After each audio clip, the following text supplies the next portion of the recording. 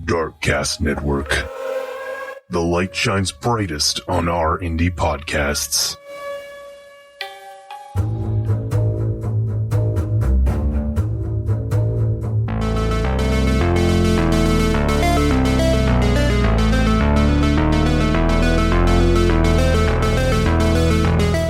Ooh. The single drug. The single drug. That's all it takes sometimes. We'll see. This takes place on Halloween, October 31st, 2011. Ooh, it was very recent. Yes, but I'd never heard of it because it's a story out of Canada. Ooh, we're going Canucky. Yeah, we are. You Yeah, ready? I like it. Yes.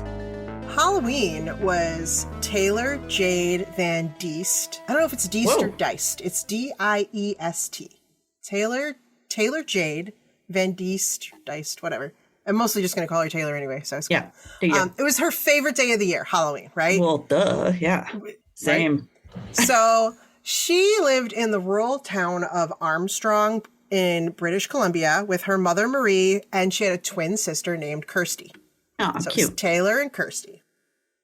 Taylor loved listening to jazz and was a gamer who enjoyed playing World of Warcraft with her friends online. She fancy. Yeah, right? Well, jazz. Fancy, there's not a lot with of the jazz. Right. There's not a lot of kids that are into that. No. My husband loves jazz, and I cannot listen to it because all I hear is noise. Me too. And my dad's a very big jazz lover, and so. Oh, it's hard. Like, we kind of have this thing where if we're on road trips, whoever's driving gets to pick the music because they're the one driving. Lord. But I Okay. have to I'm like, can we pick something else because I can't listen to jazz. So anyway, this is about Taylor, not about me. Okay. Not about my struggles. My struggles with jazz, right? I can put up with some things, but jazz to me sometimes, especially if I'm starting to get a headache, it's just the weird. It sounds like the band when it's warming up. Yes. Like, is this on purpose? Ching ching ching. Yeah. Okay. So anyway. So Taylor was 18. She had just graduated from high school a couple months before, but she and some of her friends decided they were still going to go trick-or-treating one last time. And, more power to them. Yeah, do it. Right. You don't have to grow up so fast, right? Nope. It's all literally downhill from here. So enjoy some of the stuff while you can, right? So Taylor dressed up as a zombie and she left her house on foot at about 5:50 p.m. to meet up with two friends named Zoe and Clay and her boyfriend Colton. And so she took this trail that's used all the time by local kids that's in her neighborhood, in her hometown. It runs parallel to some train tracks, but it also goes near an elementary school. Like it's pretty frequented, right? Yeah. And this is Halloween. I mean, there's people out. Yeah, it'd be crowded, you'd think. Right, People are all over the place. Right? So she's walking and texting at the same time, just random stuff. I would trip. Well, there's that, right? So, I would be like, crease in the sidewalk. Tree. Right. She's at about 6 p.m. while she's still walking on the trail. Taylor sent her boyfriend Colton a text that simply said, "Being creeped." No, I don't like that. How do you know? Right? Like, she's dressed as a zombie. I'm sure people are dressed as like Michael Myers and shit. How can you tell? Maybe they're behind her. But she had, obviously she got a bad vibe, right? Yes, something. Unfortunately, it would be the last text message she ever sent. Oh, she was seriously being creeped. She was seriously being creeped. But Yikes. Seriously, if you say being creeped, like, I don't know. I mean, on a different day, I would think, oh, crap. Right. But on Halloween, Halloween, I'd be like, well, that's kind of the idea. It's right. And maybe that guy's not even looking at you. He's wearing a mask. Like, how do you know? You can't tell how they're looking at you. You can't tell, right? So when Taylor didn't show up to meet them a while later, Zoe, Clay, and Colton got in a car and went looking for her. Because they're like, well, she should have been here by now, right? Absolutely. They knew what time she left. She wasn't answering her texts anymore. So at 7:30, however, two teen boys from the area found Taylor's phone while they were hanging on, like they were near the railroad tracks, and they found her phone. And somehow they figured out whose it was, and they got it to Taylor's twin, Kirsty. Okay. Oh my gosh. And Kirsty then called Taylor's friends. And Kirsty's like, so Kirsty and Taylor's friends were like, okay, let's meet up where these boys said they found the phone. Right. And try to look for her. At about 8:45 p.m., they found Taylor laying face down in a ditch by the tracks. She was unconscious, but still alive. So she wasn't pretending. She wasn't like, she was not pretending. Right, exactly, right? Okay. It was not a Halloween prank like a couple episodes ago, right? So, and she was found in a ditch, face down, dressed as a zombie next to the train tracks, right? That'd be creepy. I know, right? Taylor's injuries were so severe that at first doctors assumed she had been hit by a train. Oh, right. Okay. So, but it was revealed that she had actually just been severely beaten and strangled. Yeah, I mean, well, I say just, but I mean, like, meaning she wasn't hit by a train, right? I should say I have pictures of her and some of her Halloween costumes, and she was a very talented makeup artist when it came to that kind of stuff. So that also could have thrown them off a little bit, right? That's true. It looked so real. She's got this picture where it looks like she's got zippers under each eye and they're like unzipped and you can see, right? So they probably could have been like, so I started thinking about this. I started going down this whole rabbit hole in my brain about like, well, shit, I'm sure the emergency room on like Halloween, they're like, we don't know what's real. They're like, oh my God, severed leg. Nope, that's plastic. I mean... right? Oh my God. That just, I don't know, when you were talking about hit by the train. I just watched this show about a girl that, it's Unsolved Mysteries. So it was like, the new season? Hit? Yes. Oh, I started to watch that one and then I fell asleep. So I'm going to go back to it. Yes. But body parts were flying everywhere. So I think when there's a train hit. Right. Well, and again, she's dressed like a zombie. And I don't know exactly what she was wearing. So I don't know if she made it look like she was missing limbs. I don't know. Oh, God. Right? Okay. Yeah. Oh, gosh. Okay. So anyways, the very sad part is Taylor did die from her injuries at the hospital the next day. They did everything that they could once they washed off the makeup and saw what they were actually dealing with, right? Her cause of death was listed as multiple blunt force trauma wounds to the back of the head. Oof. So someone was creeping up behind her. Someone was creeping me up out. behind her, right? A steel pipe had been found near her body, and it was likely what caused her skull fractures. Whoa, that's cruel. Yikes. Right? Yeah. When investigators released a photo of Taylor in her zombie costume, hoping to find a witness, right?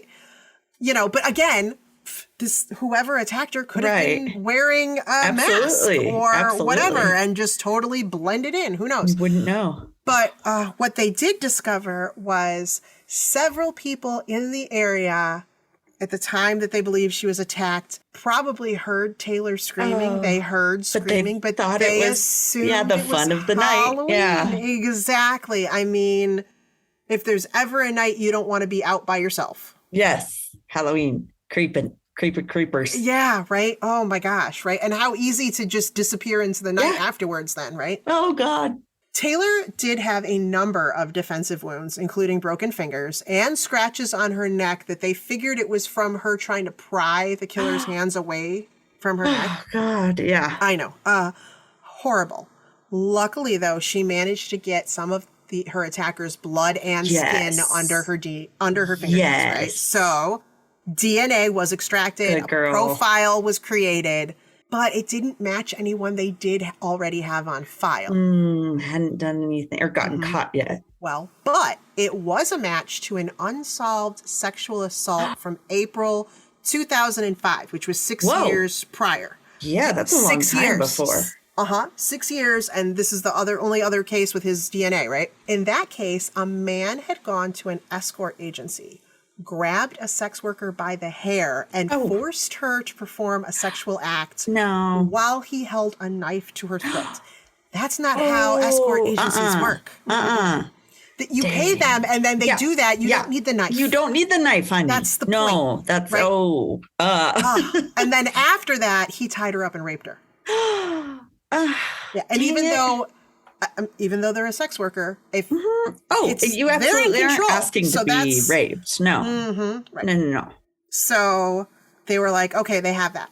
This was a little weird because some of the articles I read asked the same question. So police went to that previous victim and asked them to sit with a sketch artist, which was interesting because people pointed out, why wasn't a sketch made Yeah, right away. At that time. It's because she was deemed not important enough to. Right. So, so they took it down and stuff, but they didn't actually get a sketch. Like, now we want a sketch. Well, now it's important. And how many years later where your memory is totally gone and you're trying to forget it? Oh, and I'm sure that person looks exactly the same as they did 6 years later. Yeah, totally good point. Because I look the same as I did 6 years ago. Absolutely. Yeah, me too. Yeah. Oh, totally. Nothing's grayed or gotten Nothing sagged. Nope. Everything's fine. Mm-hmm.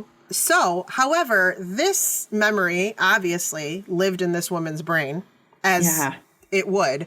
And based on the sketch, area residents immediately recognized. Oh, so she could remember pretty well. I mean, I guess, remembered very well. And they immediately recognized him. And police were told he was 25-year-old Matthew Forster. And it's like, it's not Forrester. It's Forster. It's F-O-E, like foe. Oh, Forster. Which, red flag. Yeah. Foe.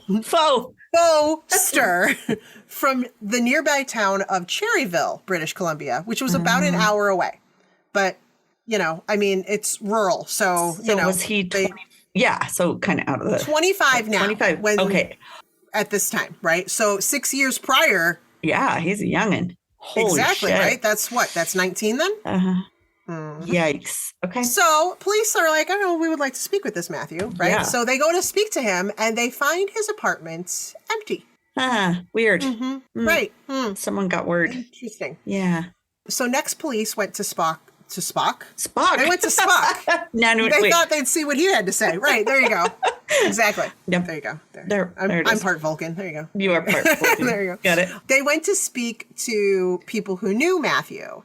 And they discovered that his father, Stephen Forster, whatever, had a rather lengthy criminal record himself. Oh. And had once been charged with escaping custody.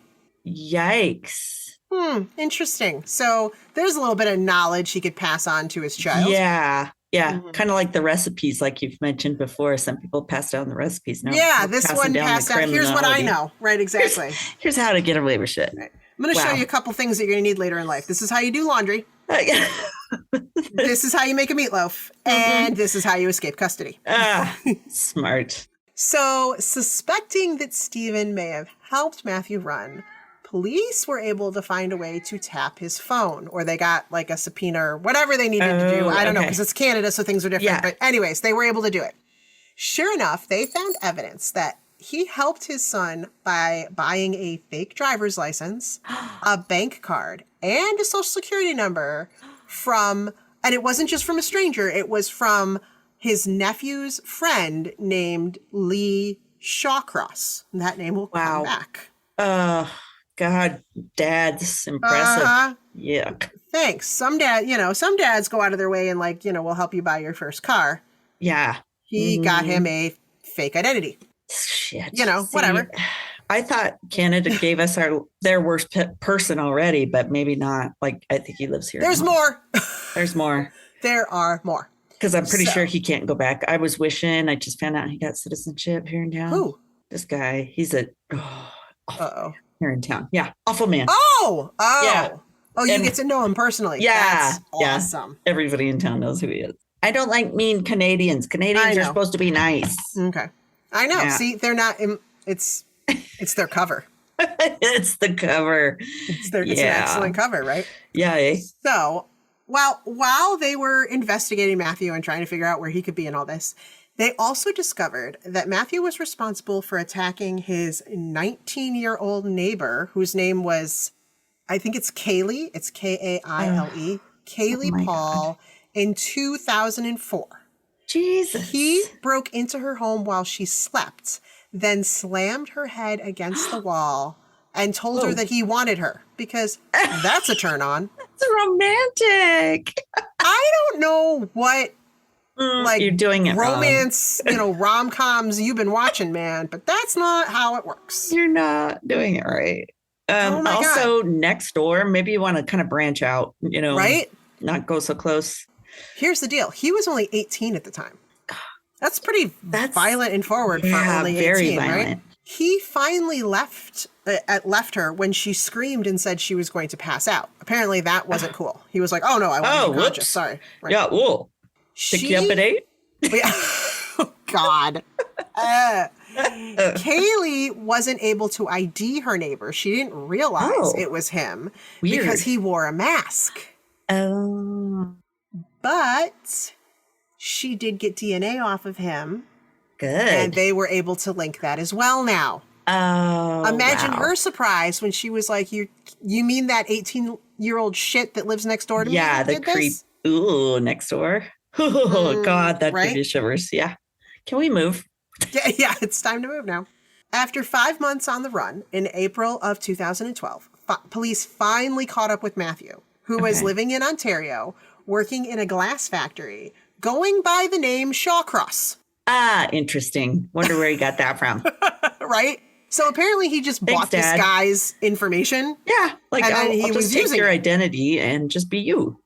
There you go. After he was arrested, Matthew told investigators that on Halloween 2011, he drove to the town of Armstrong to look for a woman to have consensual sex with. That was the goal. Right? You don't need a knife once again. Well, right. So. Reminder.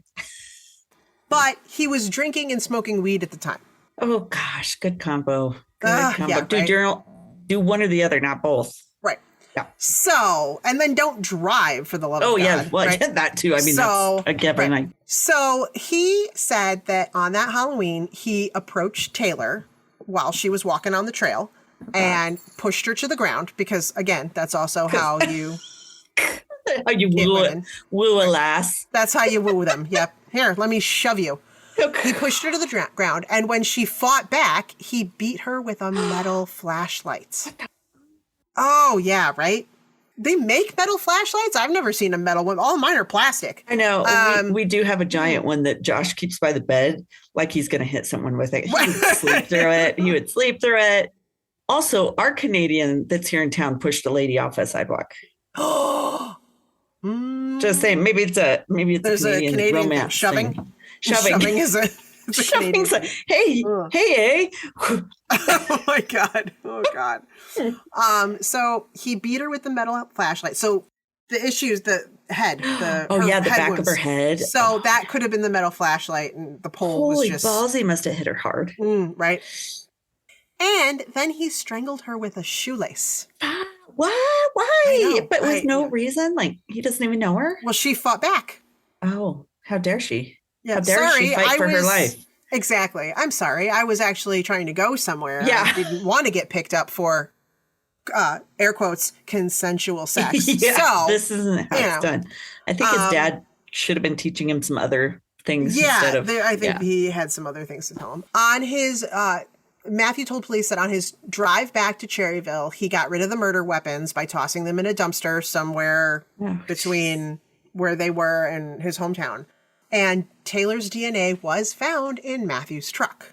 Oh, my God. So they charged him with first-degree murder, assault causing bodily harm, and sexual assault. Oh, so he sexually assaulted her, too. Well, yeah. Oh. God. So he pled not guilty. By reason of zombie? Oh, just you wait, right? No. It doesn't count if she's a zombie. She's dead, right? Oh, God. I can't kill somebody that's already dead. No, that's not the... No. Okay. So he went to trial in 2014, and his defense lawyer said he was only guilty of manslaughter. What?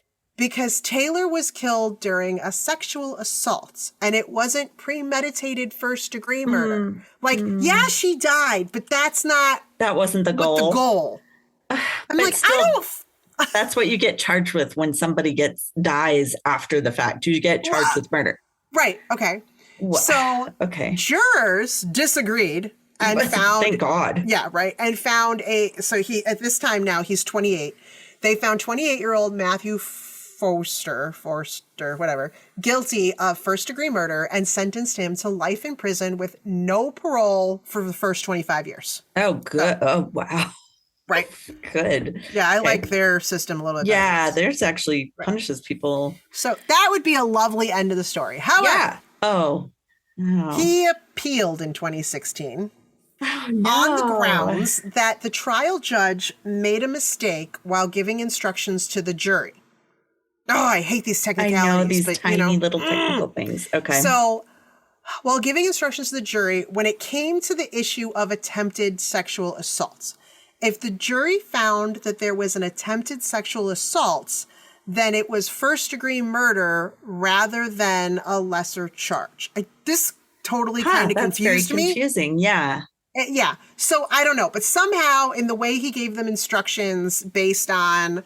Basically what it said was, based on this information, Matthew was granted a new trial in March of 2017. Oh, God. But rather than face another jury, he pled guilty to the lesser charge of second-degree murder. Oh, shit. So now first-degree murder is off the table. He pled guilty.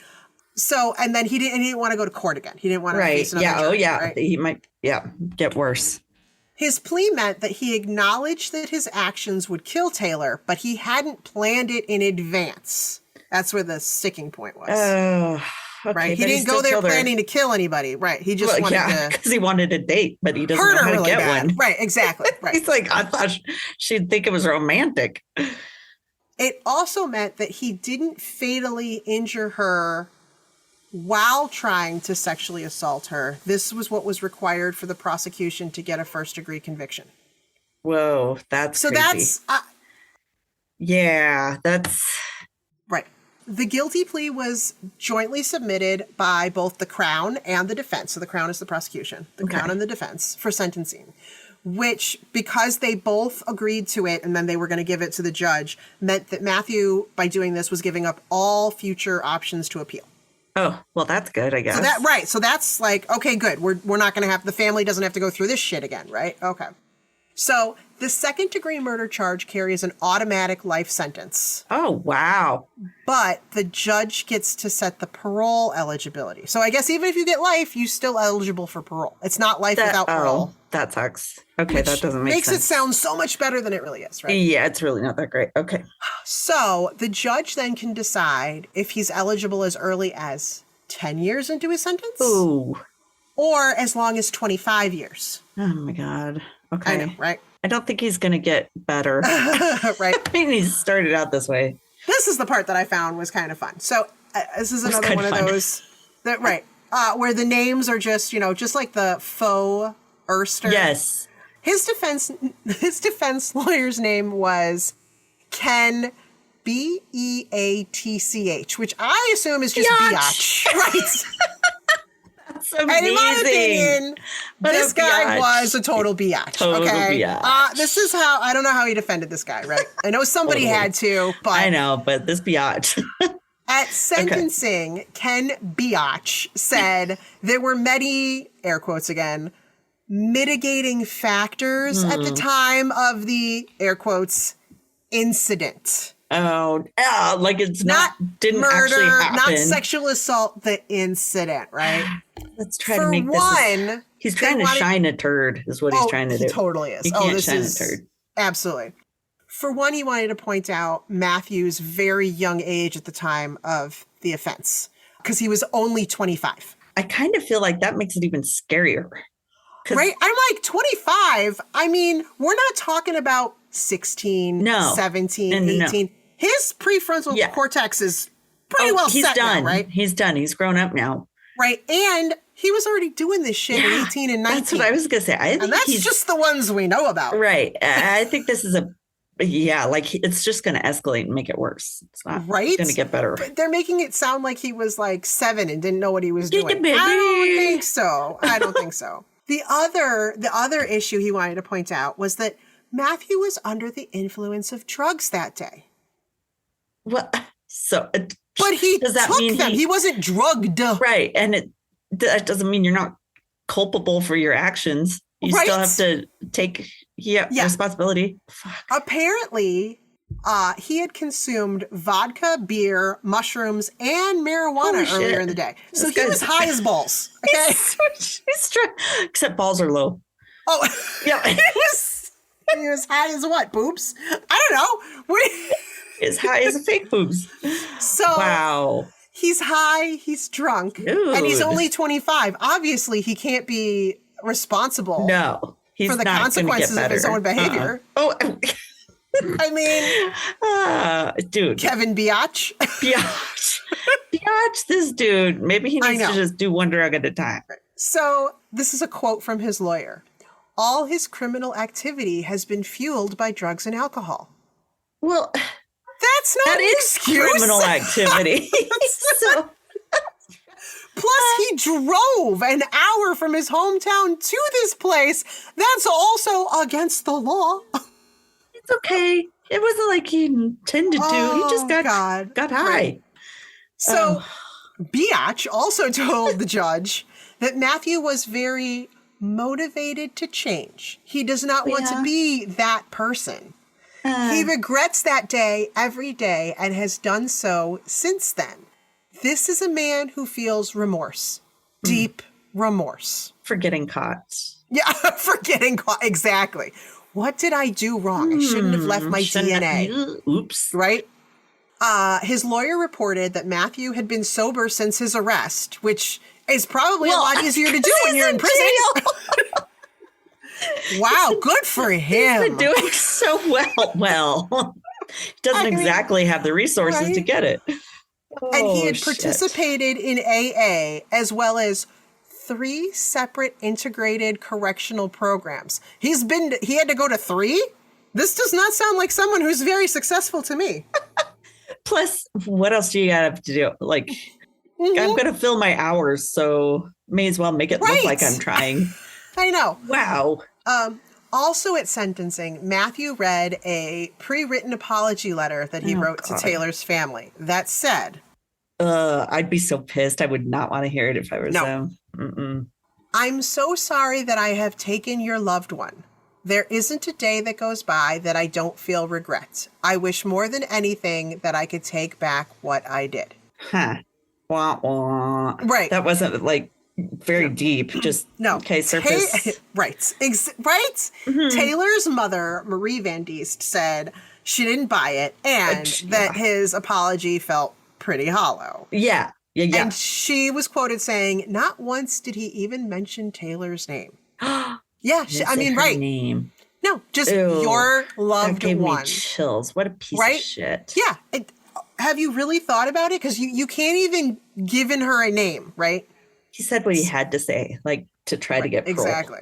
I'm sure Biatch was like, you better write something, man. Just write something quick. Just Google something and just throw the information in. Generic sorry letter. Thank you. So the judge ruled that Matthew will be eligible to apply. Not that he'll get it, but he can apply for parole April 4th, 2029, which is 17 years after his arrest. Whoa. After 15 years served, he can apply for a reduction of parole ineligibility. So even though he gave him 17 years, after 15 years, he can apply and be like, hey, I've done really good. I've gone to all this AA shit. Can you make it sooner? Which means he could be out as early as 2027. Great. He was 28 when he was arrested. So that means he could potentially be free by the age of 44. Still so much time to be able to commit more murders. Oh, right? Yikes. I mean, that's still a healthy, strong... Yeah, absolutely. And he's going to want to date. Oh, and he obviously doesn't know how. Well, he's got a lot of time to watch some real rom-coms now. Go watch, something with J-Lo or something and get a clip. Something with J-Lo. He's going to watch the one where she kicks the intruder's ass and he'll be like, that is romantic. Here, Scream, Halloween, all of those are not rom-coms. Yeah, no. Okay, let me give you a little tip here, right? Matthew's father, Stephen Forster, received 3 years in prison and a whopping $100 fine. For helping his son run for police. God, Talk about a slap on the hands. Seriously, I figured you'd say the guy's name that moved down here is like, that's his dad. Oh, God. Guaranteed. No. $100. He probably just opened up his wallet and was like, here. Yeah. That's ridiculous. Right. Come on. And 3 years in prison, which I'm sure he could have gotten paroled for good behavior because he hadn't helped anybody. Right. Well, you haven't helped anybody escape yet, so you're good. So get out. Lame. Super lame. In 2013, Taylor's mother and her twin sister made the trail where Taylor was murdered into a memorial. Oh. And it is now named the Taylor Jade Van Deist Memorial Trail. And it's now paved. So apparently it wasn't even paved before. So now it's paved and it's surrounded by flowers and landscaping in her memory. So they've made it like a nicer place for kids to walk and stuff. And there's even a bench and an angel with a statue or an angel statue dedicated to Taylor. Oh, that gave me chills. Yeah. Ooh, how sweet. So hopefully lots of good lighting too. Ugh. Oh, yeah. I don't know why. I was Creepsters. like, you said good lighting, and I was like, for the angel statue? Like, so you could see Yes. it? Like, I don't know why I was confused. I want to see the angel. Yes. Right? Yeah. I mean, yeah. So. I know. Oh, that's so that is the crazy. dangers of walking alone dressed as a zombie on Halloween. Yeah. Although you would think on it'd Halloween, be like, there's so many people everywhere. so many people right? out. But no. You know, because screams. Shit, we have Halloween decorations that are like motion activated and do like screamy, creepy things all the I time. didn't think about that. Oh. No, Oops. I do think about that sometimes. Right. I know, especially with the incident a couple doors down. I'm always like, am I just contributing to the noise so we don't know if something's happening? I know. I'm like, oh my god. So, yeah. So. How sad. What a piece of shiz. I know, but hey, if he had just not taken drugs that day or drank, or shrooms, the time before, driven. or the time before, exactly. So all three of those times, right. I know people who do all those things, and I've never seen them try to smack down people. Exactly right. I'm sorry, but that in fact, they're usually more peaceful. Maybe I should have named it one dumbass defense because really, biatch. Seriously, really? Biatch, get your shit together. Biatch, he was like, please. "This is our only everything else now." Right. I got nothing else. You look really young, right? Mm-hmm. Try to look young if you can. Do you have a baby face? Yeah. Can we get a baby face happening here? Because Shave. I'm trying to sell you as young.